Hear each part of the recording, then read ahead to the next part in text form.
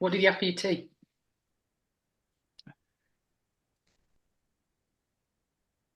Pasta. Why didn't I just make something else up? I literally could have said anything then, couldn't I? I could have said roast beef. Yeah, roast beef. I had roast beef for me tea. And what did you have for your pudding? Pizza? Ice cream. No, I didn't have any pudding. Gelato. But I did genuinely have pasta for me tea. What kind of pasta? Pesto and chicken, Oh, nice. Lovely mushrooms, stuff. and cherry tomatoes.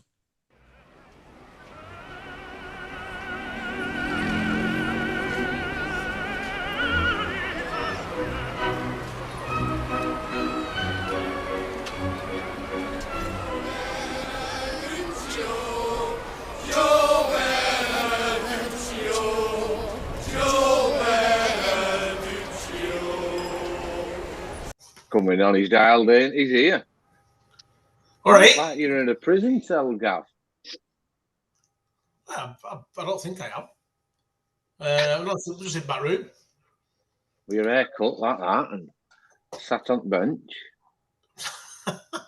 Sat on a chair. How are you all doing? All right. All right, Gav, how are you? Thank you. Can't smile wide enough, me, Joseph. No, you're fantastic. Can't smile wide enough. That's good. That's good. Blurred. Right.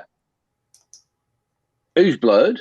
Your eyes. Well, You were blurred when you were batting. I had him shut, Jez. Yeah, couldn't hear anyone more than 60 mile an hour. Hello. Well, that weren't you, were it?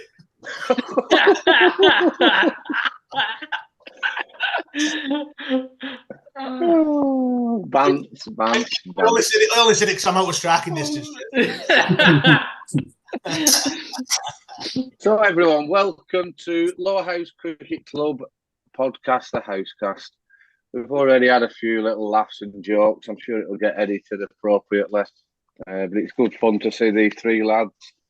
We've no guests on this week, just got the three old faithfuls with myself. So we'll go around the room. We're going to discuss the last couple of weeks. We've got a really great draw to draw and discuss how things are going and how we feel on the build-up to no cricket in winter. So good to Joe. Joe Martin, how are you doing, Joe? Very well, Jess. How are you? Yeah, all good, thank you. A bit of a strange weekend, I found. I mean, they've been remarkably uneventful these past couple of weeks, haven't they? Yeah, just everything, though. You've got the weather. You know, there was warning of some real good heat wave and some nice days, and then it'd get raining one day, then it'd be really sunny the next, but it never really got that warm. Had a day or two at Lancs, went down watching the Hampshire game, and then had the what's the best way of describing it? The three hours at Clitheroe on Saturday morning, which was a bit of a shock, but we'll go into that later, I have no doubt. So we'll go to the next one. Gav, how are you going, Gav? Okay, thanks, Jez. Yeah. All good. You're looking so cool in there, Gav.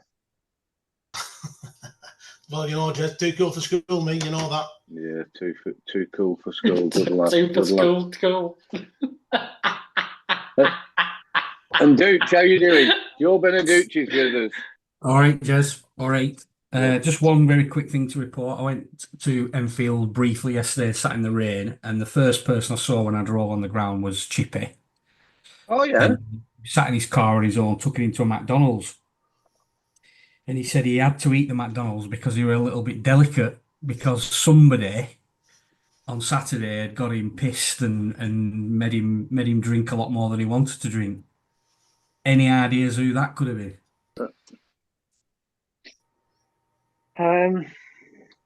Well, I had an hour or so with Chippy. Well, he was sort of saying that you made him get pissed and he were a bit worse for wearing it. All your fault. That's what he was saying. Well, first of all, there's a couple of things to just dissect. He stopped over at ours and we went out for breakfast, late breakfast. We didn't eat till 12:30 and he had a massive, I think they call it brunch. And so then he's having McDonald's, is he? Yeah. He's supposed to be an athlete. We didn't have a great deal. We watched some football. We watched Clitheroe. We only had 1 pint over at Clitheroe, and then drove back.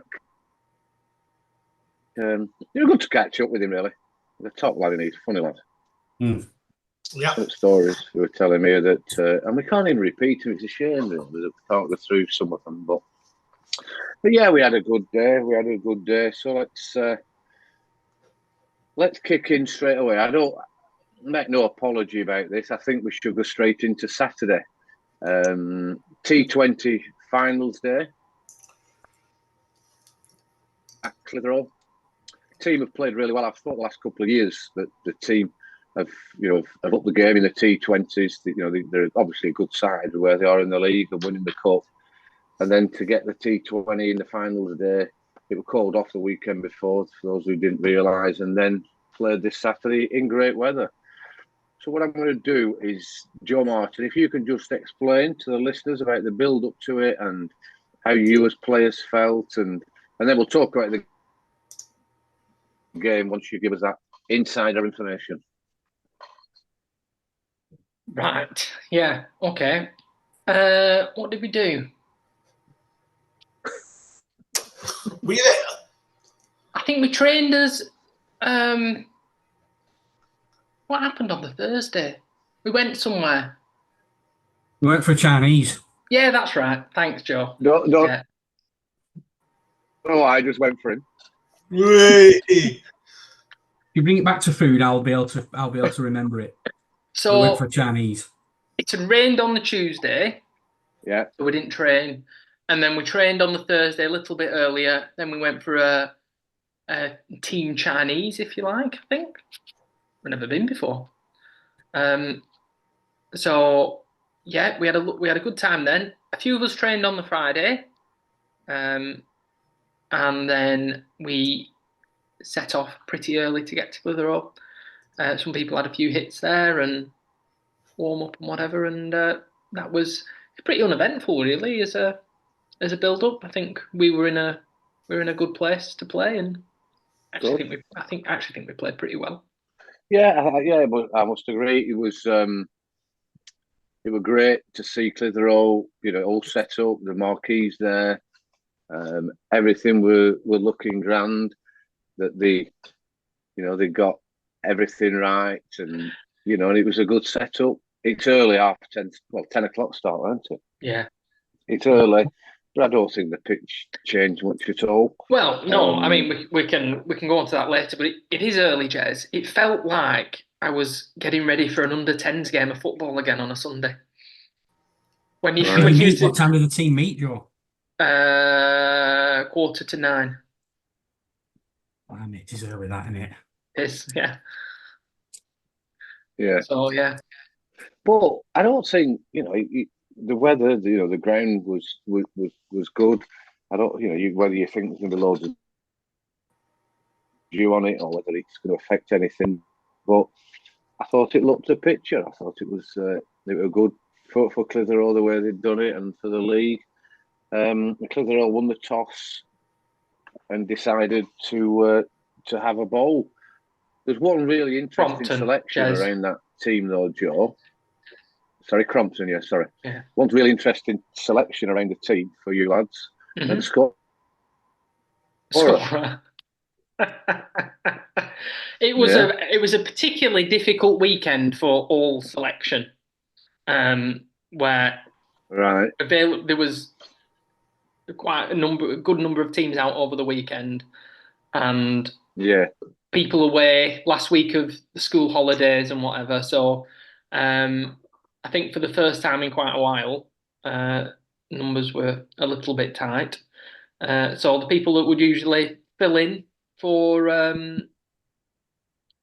the scoring were playing. So Frank Henty did a marvellous job and came in and scored for us. Lovely stuff. I mean, proper he was initially club man, isn't it? Yeah, he did well. And he stopped off the beer. So congratulations to him, because he did say he was going to be on it early doors, but he stopped off it. So that was all good. But I've not included yourself, Gav, or Dutch yet, because I don't. Did you go over at all? Were you there towards the end, Dooch or Gav? No, No, I was coming over for the final if we got No. there, but obviously, no. Yeah, yeah, I went on turf watching Super Clarets, and yeah.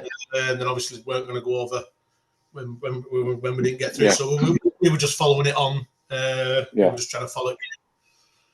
Yeah, Scores. on the social media. Well, don't hesitate to jump in and ask any questions as Joe and myself were through it. So win the toss, a relatively good start, I think. Joe Martin, Johnny Whitehead would be. Yeah, were it 4-4s in the first over? He just seemed to be hitting through the ball, very true wicket. And I guess that's how you plan to play, Joe. Was there any change in that system, the way that it was going with Johnny and the pro opening? No, just being nice and positive. It's a good scoring ground, Clitheroe, fast scoring. I don't think it's not that big a ground either, I don't think, is it? So it's kind of ideal for a T20 game to get a reasonable score. Yeah. And the wickets are pretty good too. So I think it set it up. They set it up quite nicely where a really good really good really good start, great partnership to start off with, and yeah, they just started pretty well, didn't they? Well, I thought so. Yeah. You're being about as dynamic as a snail. Yeah, I thought they were. It was good the way they started. Dan was working it around well, running well between the wickets. Johnny gets out, only 33 balls, gets 40. I think they timed him back quite well. And then Frankie came in, kept it going. Ben came in, looked as strong as ever. And we managed to get 151 in our 20 overs. I'll mention it now, though, Joe, just to you come back and give us your thoughts and your opinion. They played well. They grafted it back round, but I do think we were 160 bound. Well, I think 160, 165 with about 2 or 3 overs to go. Yeah, I think that's fair. But at the same time, all 3 games were pretty much the same scores. Yeah. Which would suggest to me that the wicket was probably 150 par. That's what everybody got. Yeah. I think that we were probably set up. But I thought they bowled really well in their last 2 overs. Really hard to score off. And softer. I mean, pink ball stays hard for 20 overs, but a little bit softer. Yeah. Bowled a few cutters and whatever. So they bowled really well and restricted in that to that 150, 151 mark. But we were we were confident 151 that we'd defend that. We had strong plans and we could that we'd execute well. Yeah, but again, you're right. They did bowl a real good, consistent line and length for the last 3 overs. But I think we scored 5 in the last 2.5 overs. And I know we lost that wicket, and Dan was starved a little bit of the strike, and Henry almost run a ball, but it just. And the reason I'm bringing it up is it's certainly not for criticism, but it really shows momentum in cricket, how things change quickly. If because Dan was smashing it, he gets us to 170 in no time. It's all of a sudden the game's out, and maybe 165. Yeah, I mean, but the momentum seemed to swing back to them. Yeah, possibly. Yeah, I think that's a fair comment. But they're allowed to bowl well. But then I think we dragged it back in our opening overs. I thought we did well. We seemed to drag that back quite a bit. And it's so interesting watching it from the side and studying it and working it out that they've dragged it back. So we end up 151. Off the 20 overs. Just talk us through, the first half of their innings then, please, Joe. So I think we took wickets at regular intervals, which was good. We restricted their run rate. They needed probably 9 and over. Probably needed 90 off the last 10.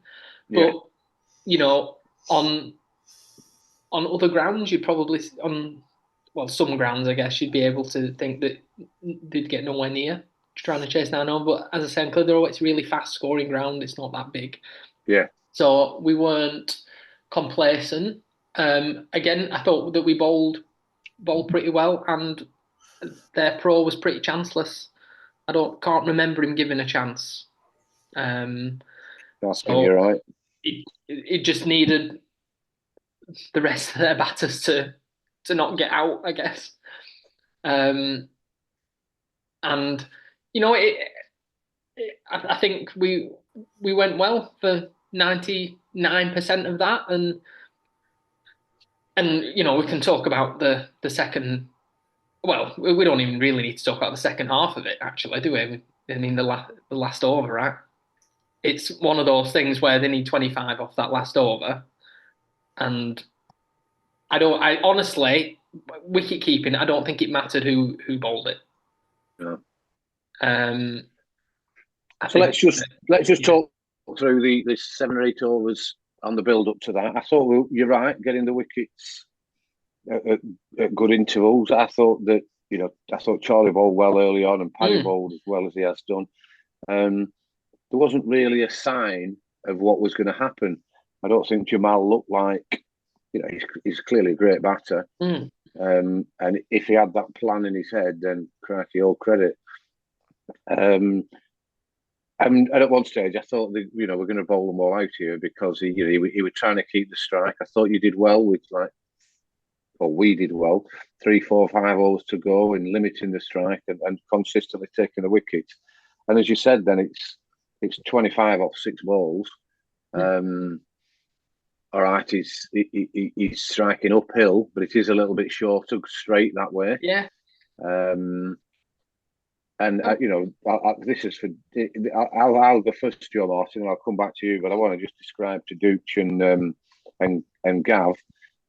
It's a long time since I've seen hitting like it. It was, he hit one over like a wide, long off, maybe extra cover, and it went right out the ground. He hit one. The 2 4s he hit were great. The 6, the 6 at the end will come on to that. But it was really good hitting. What else could we have done? I don't know, Joe. What's your thoughts? We can't just say we did really well. We've got to think about. No, I mean, I honestly don't think that I don't think we got anything wrong. That's the thing. It's really hard to kind of analyse it. It's easy to say on another day, but on another day, one of those goes straight up, and we take the catch and we win that game. It just happened, and we've done it before at Clitheroe. Ruan did it. Ruan Pretorius in the 2021 final in that last over. He hit 3 6s and a 4 and whatever. So it does happen, and it can happen. So it's just one of those things. As I say, I actually don't think we got much wrong in the game, and I don't actually think we got the last over wrong either. I think it was just one of those things that happens. The lad got 99 out of 150. Yeah. The next highest score is 13. Yeah. If it's a bit of an easy get out to say we got pro'd, but it's such a remarkable performance by one bloke. It's difficult to, even if you're going to be critical and look at the game, and obviously me and Gav weren't there, so we're only doing it looking at the card. But even if you're going to be critical, it's very, very difficult to pinpoint anything, isn't it? The lad's won it on his own, off his own bat, literally. Very fair. Yeah, and I don't think he planned it. He wasn't planning. Oh, I'll try and get. I need over 22 off the last over. He was obviously, and that's where I thought we did well in alternating the strike and moving things around a little bit. You say that, Jez, but what about his clarity in the run out in the second to the last ball of the previous over to make sure that he was going to be on strike? He wasn't interested in getting that extra 1 run there or letting himself have a crack at the last ball of that over. All right, he probably wasn't setting it up to get 25 off the last, but gave him a lot of the batters would have scampered a 1 there and tried to tried to get every run that was on offer. He wasn't interested. He was clearly saying, right, well, I'm going to take this in this last over. The best chance of us winning this game is me hitting 3 or 4 out the ground. Yeah. No, I love it. When you see it, you think, what could we have done there that would have been slightly different? Even the last shot that went for 6, it was bizarre. It literally landed two, well, like 5 inch over the boundary rope. Yeah. And with 2 players near it, and no one got a hand on it. No, it went right over Henna's head. I don't think he had a chance of catching it, Francois said. And Henry caught a brilliant catch earlier in the game. Really calm and collected, taking that catch. And Chaz, I mean, that's the other thing as well that actually set us up really well for that innings was Charlie Cottam caught an unbelievable one-handed catch at extra cover, full length diving catch, and then ran out another one of their batters, one-handed pick up, throw at the stump. So, they offer so much in the field. Yeah. Obviously, we're disappointed to lose, but the way that we played this year, it's genuinely been great to be involved in. And we want to win. You want to win, but we said on Thursday actually that in a T20 game, T20 is a massive leveler between teams, and as it shows, if a pro or one batter gets a massive score or a big score, it gives you a really good chance of winning the game, regardless of what your other teammates do. Yeah. So 99 out of 152 is it's a fair effort, isn't it? Yeah, without a doubt. Yeah. And good on him. And then Compton went on to win the final. Gav, did you have any observations? Have you spoke to anyone about it or any? I'm just wondering because it did seem a little bit. It genuinely was a shock that we got beat. I'm sure everyone were planning where they're going to go and have some lunch to come back and watch the final. It was that we thought we'd won that much. Have you heard anything from any of the fans, Gav?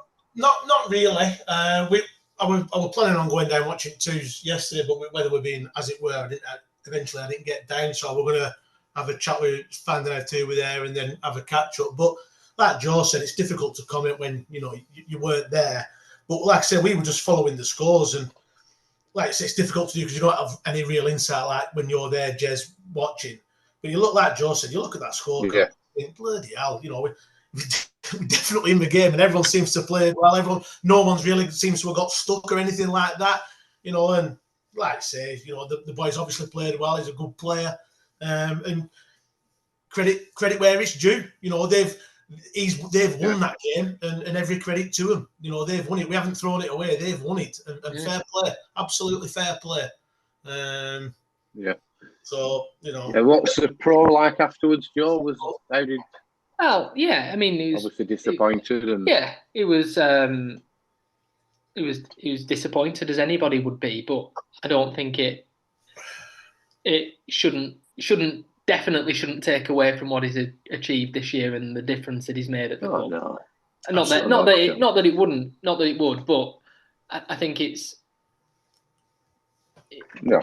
as I said, it would have happened to any bowler. I think genuinely doesn't matter who was bowling that last over. I think when you get in that kind of frame of mind, it was just ready. So he was disappointed, but he was back. He was with us in the evening, and then with us on the Sundays as Dan always is, and he's great, always great to be around. So. Yeah. What was the crowd like, Jez, out of interest?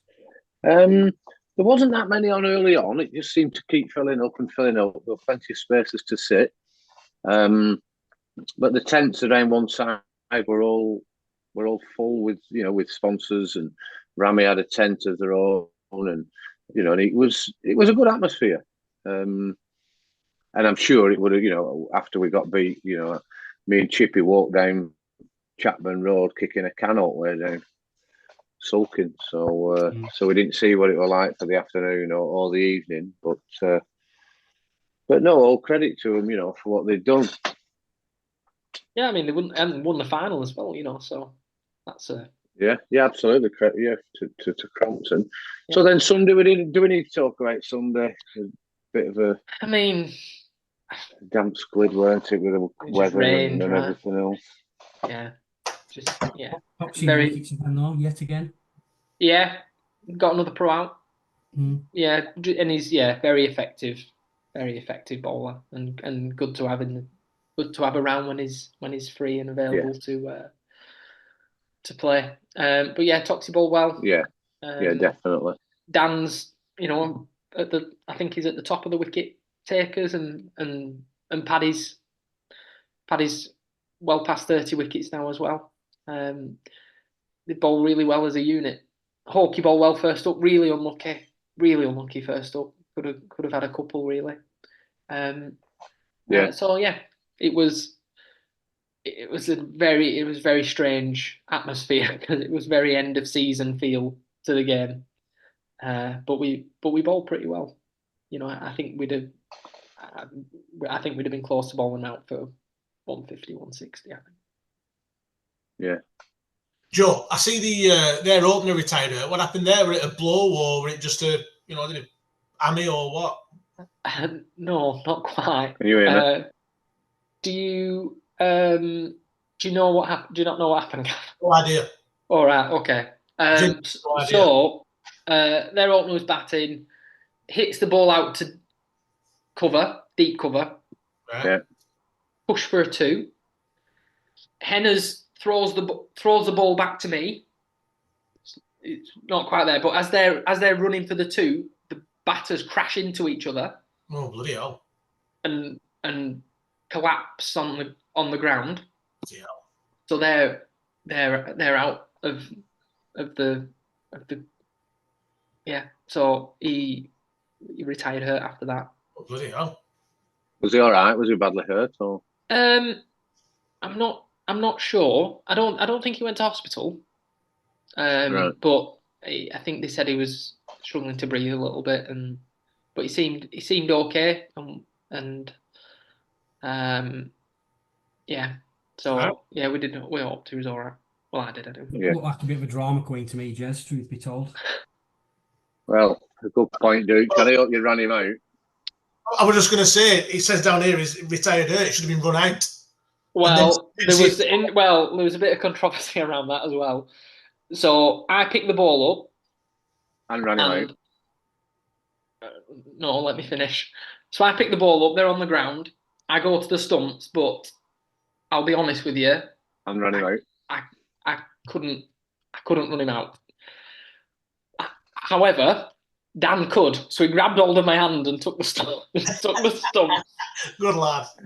But the umpire had called dead ball and stuff, and it were all, and I don't think it should have been called dead ball from memory.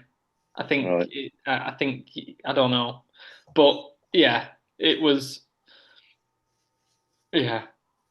So I think you probably run them out and then rescind your appeal. I think is but I don't know if that's the right rule. But yeah, what would you have done, Jez? Run him out. I'm going to say I think we could all answer that. Yeah. I was once on the other side of that. Me and Stuart Grant once ran into each other at church. Oh yeah. And the church lads didn't run me out. No. They probably weren't too bothered. They probably thought they were all going to get out any Let's minute. keep him in. Probably thought let's keep him in. Yeah. Let's keep these 2 in. Johnny Russell's in at 11. I was involved in one of them with Blaise. So I used to have a helmet, Jez, cricket helmet. Yeah. The nib on the top of the helmet. Sorry, well, I'll just explain it. On top of the helmet had come off, and it was a metal spike, like some kind of knight or something. So I ran into Blaise going for a 2 at Rishton, and my helmet had pushed over my eyes and my nose as I tried to get up, and I'd cut the top of my nose and I couldn't see. Blaise had got in, obviously, and I was run out, but I'd spiked Blaise in his stomach, so we wondered whether he needed a tetanus jab after I'd stabbed him with my helmet. Oh dear! I couldn't see. Stabbing Blaise with your helmet in his tummy. But I couldn't see. My helmet had gone over my eyes. Taking it back to something sensible for a second. We just mentioned Toxie there and getting pros out. I mean, this is only a small sample size, but he's played 5 50-over games this year. Yeah. He's got 3 pros out. And in one of the other 2 games, they didn't have a pro. Clitheroe played without a pro. So he could have got 4 pros out this year, and he's got 3 of them out. Yeah. It'd be interesting to see his record over the past few years, because it's uncanny, his ability to do that. Yeah. I mean, I was just looking at the averages. I don't know, it's not a great measure of it, but he's right up there in the averages, isn't he? I know he's only played 5 games, but he's still a quality player. But circumstances dictate when he can play and when he can't play. What 1 game to go, Joe Martin? What's the aspiration? I think we're guaranteed to be in the Lancashire knockout next year. Fantastic. Yeah, I'm in the Lancashire knockout. Thoughts from the players, and we'll definitely be going out to win that last game of the season. Definitely. I think there's a few. You always want to win. I think there's probably a few personal things in there that people want to get. If they're looking for the most runs or whatever, and that always contributes to the team. If you want to try and set yourself a target of getting so many wickets, so I think that will be, if the weather holds, it'll be a good game. They usually are against Norden. So yeah, it'd be good that because I think the forecast's a little bit better this weekend, so people get down. Let's just have a little chat about a few of I think Frankie can get 500. Obviously, Johnny and Ben have both got 500. Pro's got 500. No, Tom Walker's gone to Australia now, so he's not improved on his runs. What's you as a player, Joe's thoughts on? I thought Johnny would be pushing Blazer's record a lot harder than he has. Can you see, because he has tailed off a little bit, hasn't he, towards the end of the season? Yeah, but I wonder whether that's also kind of relative to how well he's battered. So I don't actually think he's battered. It's not like he battered so incredibly well at the start of the season. I still think he's batting really well. It's just one of those things. And Johnny is one of those players who could quite easily go out on Sunday and get 160. Yeah. Is that how many he needs? I don't know. What's he on, 700? Something like that. So it'll be around that, I think.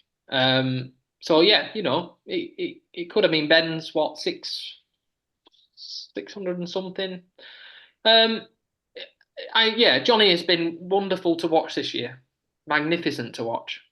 Definitely. Great. And the thing about it is that they have been team runs. He's battered for the team, and it's been not saying that he hasn't always, but this year I think with the setup that we've been in, people have contributed at different times when they've needed to, and that's been really good to watch. And Johnny did that at the start of the year, and continues to do so. He's no problem. Yeah, I mean, I've got to say, certainly the innings at Middleton and a few others, I am surprised he hasn't got closer than it has. I can't really put my finger on why. I know what you're saying, Joe, that such an outstanding start, and he has batted so well.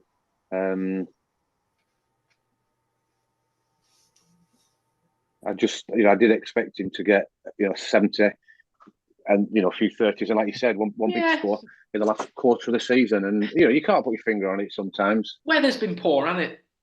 Yeah, it's gone a little bit poor here, but I don't know what it is. He certainly seems to be batting a little more sensibly, if that's the right word to use. He's got that attitude about him now. But it's a shame, really. I don't know. Blaise will think the same. He's not bothered about losing that record. It's good that the more runs they can get, the better. But all the rest of it, I think after the season, Joe, we'll have a good roundup and talk through each individual players and what they've done, and maybe get Stan on to talk about the seconds and how they've struggled, really because of lack of experience. Dooch, is there anything around the seconds you can tell us about? I think is that it? Are they relegated? No, they're still alive. Oh, Still alive. Yeah, good win. Good. Yeah, good win against Enfield. Yeah, they won yesterday, and a couple of other results meant that they are still alive. If they win, they need to win, and something else go their way next weekend. But they're still in their pitching, which is as good as you can hope for at this stage. They've had a tough year. They're a very young, inexperienced team. They've really struggled or suffered from sort of volatility of selection, really, of availability, not selection. They really struggle to get, a solid 8 or 9 players playing every week. And I think, in my opinion, that's what's cost them the most this year. But no, they're still alive. They're still scrapping, and fingers crossed they can pull the rabbit out of the hat on Sunday. Good. So Sunday that they're at Norden. If anyone wants to go along and support them, please feel free and help out the young lads, because, like you said, there are all a real team of youngsters that and Declan's done a great job in trying to keep it all together with them in such difficult circumstances. So, anything else to talk about with regard cricket before I just give a bit of a plug to something, and then we'll move on to the sensational Lowerhouse Draw? Wait, I haven't got anything cricket related. Nor me. Okay. We have got, for those who aren't aware, we did a podcast with Anne Cochran and Paul Hargreaves, our historians who do such a great job in pulling everything together from the archives of the club and the way that things are managed with them. He's fantastic, and Anne's got a display on it around the travel and the celebration of the heritage around. Well, not only Lowerhouse Cricket Club, but Burnley Football Club as well, of how people travel to play. So anyone that's on display at Burnley Library, people want to go down and have a look at the Burnley Padiham Heritage Open Dates running between 6th and 15th of September. I thought you might get involved with that, Joe. Joe Martin, because you like your history and like getting involved with it. Did they ask you to contribute to it?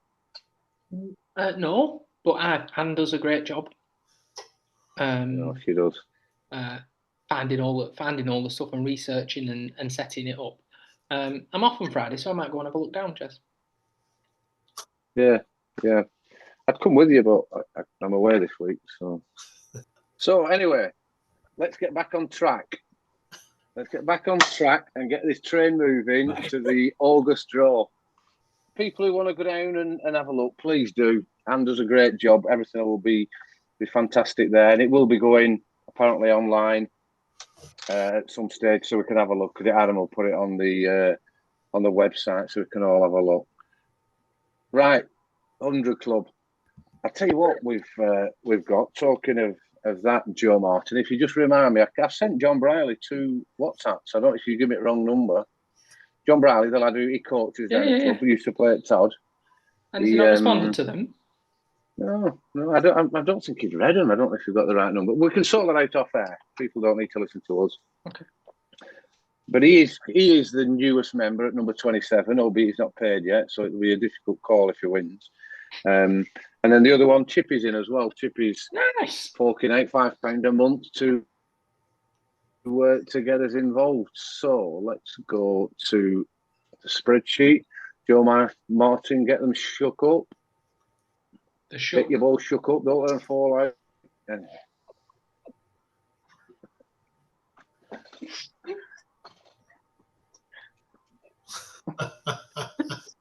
Oh dear.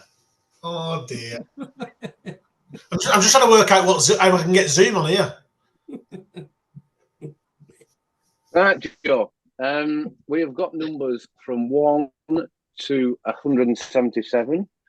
We've got about 12 free numbers within there, so there's a fair old number of balls in your sack there. So if you shake them up, this month's draw is the bumper summer draw. Ooh. So it's 5 £100 prizes. So it's not really to be sniffed at. So I've not won it in ages, Joe Martin. So if you don't mind pulling that number out, I don't know if Gav's ever won. I'm not sure my knacker goes in. You want me to start, Jez? You can. I'm just going to have a look at Gav Shields when he last won. The system's letting me down a little bit. January 22, your last time, Gav. From June. So it's over 2 years. Right. Go on, Joe. Draw them out. I'll write them down this time so I don't have to re-listen. Number 17. Number 17. You're joking me head off. Nicholas Hope. Ah, excellent. Oh, bloody hell. Bloody hell. You'll be able to get 50 blue wickets, Jez. Yeah. Yeah, well, it generally has about 10 each night, so it'll keep you going for a week. Look at how the jammy get.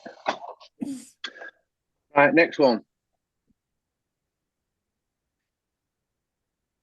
It's just spinning, Jez. Spinning round. Number 53. That's quite remarkable. Paddy Martin. Hey! Hey! So hang on. First two numbers, wow, is Jez's brother. Yeah. My brother's not in it, Gav, so it's going to come to a staggering halt now. So me and you are sweet again. Yeah. We were What only a last load of week. bloody rubbish. Paddy said, I don't even think you draw, man. How? That's bizarre, isn't it? Yeah. Nice one. That is bizarre. I'm dreading these next three. And the blue Go on, George. How many blue wickets?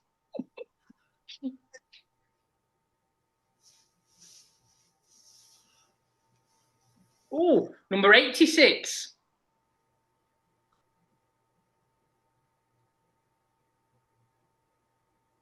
Maureen Scaife.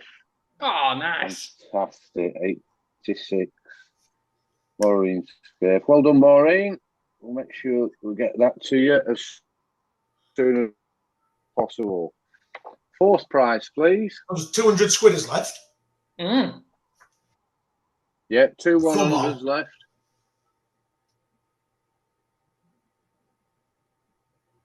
$132. 132 is a free number. Oh, redraw. So draw it again, please. Surely, will do.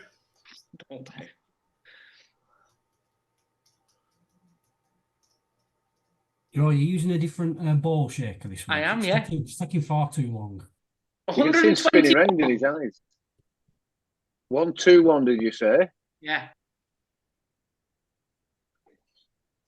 Phil Haggerty. Bloody hell.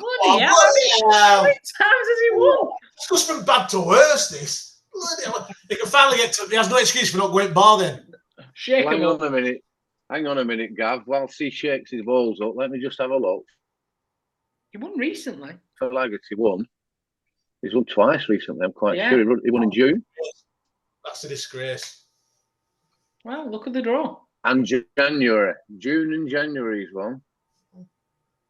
Perfect deposit on his holiday. Ridiculous. Right, fifth and final prize, £100. The Lowerhouse Cricket Club 151. draw, bumper draw. Oh, that's crap numbers. 151, Arthur Hall, the oldest member. Oh, that's nice. That's nice. Arthur Hall. Fair enough. Fair enough. Come on, Gav. Does Arthur ever listen? I'll win 25 quid, Joe. That's what I'll win. You win one at Bottle, don't raffle. So those will all get paid out as soon as possible. I don't know if I thought Nicky might be listening to this live, and we might have had He might have commented, but he's not done yet. How would he be listening to it live? Because Adam won't have sent him a message.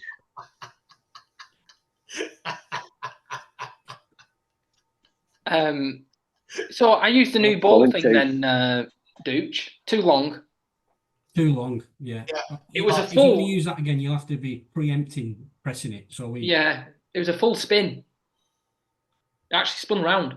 Yeah. Which would be good if it was a visual. Oh, it can be.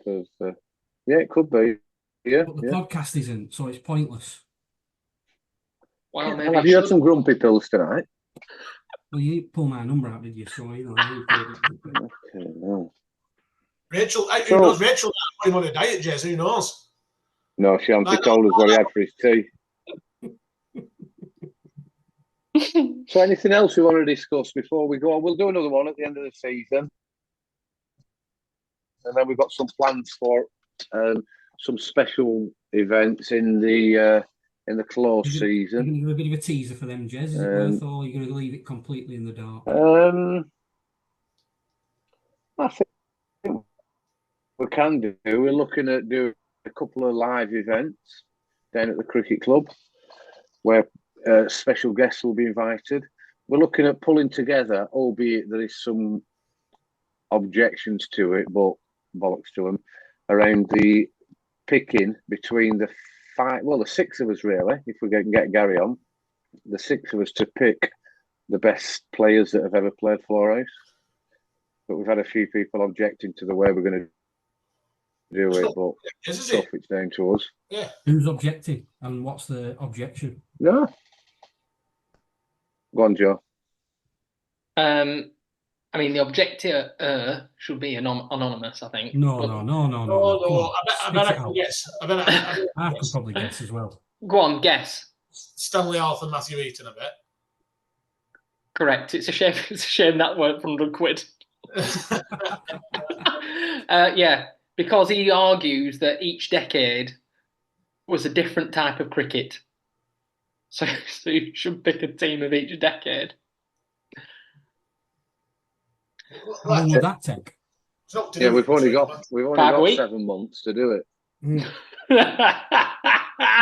It's not like super serious either, is it? What we're doing? No, it's just a bit of fun. So, and we've got the house box, don't it?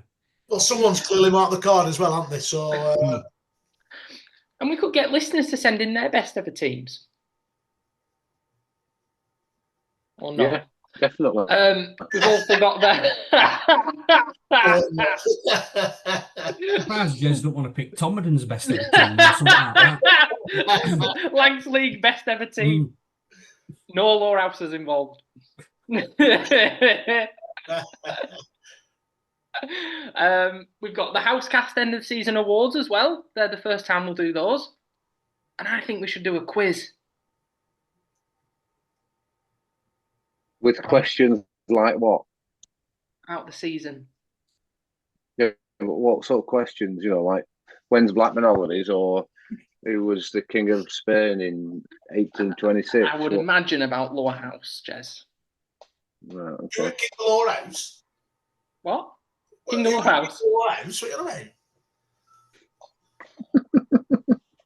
mean? No, but there's loads of things that we could be thinking of and we could do it. Benny was on our case when I was with Joe Martin at weekend saying that he wants to come on a live podcast with us, only so he can have a curry, I think. But so we've all sorts of things going on for that as well. That's a good point, Jess. Should we go for a curry? Are we going to go for a curry again, or are we going to go for a different delicacy?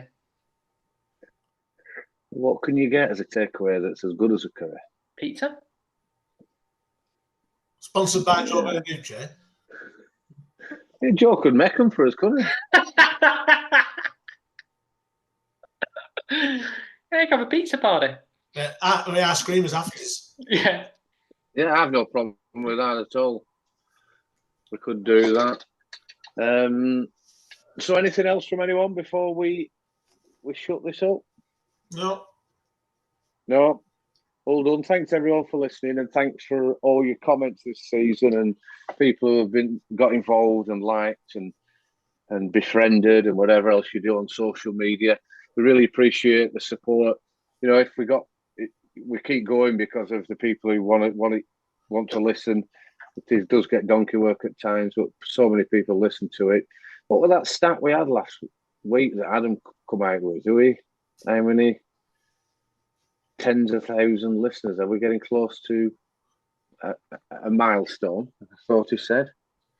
Is that not? Oh, I don't know what it is. Oh, we're on 97,000 downloads or something. Yeah. So maybe the 100,000 download. Yeah, so it's 97,000. I've just had some inside information. So maybe whoever downloads it for the 100,000th time could get a prize. Quite remarkable, actually, isn't it? The number of downloads, because you know, we're very niche. Yeah. And in November, it's 5 years since we started. Dooch, Dooch, you were on the first one, weren't you? Yeah. Mm. I'd be interested to listen to that. I mean, we could have if someone downloads the 100,000th episode on our anniversary in November, we could get them a free trip on a steam train or something. Come on, there's that one that runs from Rottenstall to Harewood. That's always nice. East Lancs Railway. Could get them on that. We could record on that, Jez, for our 5-year anniversary. Why don't we record on a steam train? I think after the nonsense that we've come out in this last 5 minutes, I don't think we'll reach 100,000 listens. People switching off in the thousands. In the thousands. I think we've just one more stat coming in from Stato. Oh no, I can't read that one out. Oh, yeah. So anyway, thanks everyone for listening. And we'll catch up. We'll be doing another one within the next fortnight just to finish off the season. We'll get possibly Stan and some other guests on to talk about the junior cricket and the second 11. But thanks everyone for listening.